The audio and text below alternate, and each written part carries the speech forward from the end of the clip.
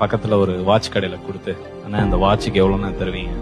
ரொம்ப பழசா இருக்கேப்பா, ஸ்கிராட்ச் எல்லாம் இருக்கே, ஒரு 5 ரூபா தரலாம் அப்படின்னு சொன்னோடனே எடுத்துட்டு திருப்பி வந்திருக்கான். அப்பா 5 ரூபான்றாங்கப்பா, 5 ரூபா வச்சு உன்னால ஒன்றும் பண்ண முடியாதுல்லப்பா. நீ என்ன பண்ண, ஒரு அடமான கடையில போய் இதை கொடுத்து கேட்டு பாரு, அவன் என்ன சொல்றான்னு கேளு அப்படின்னா.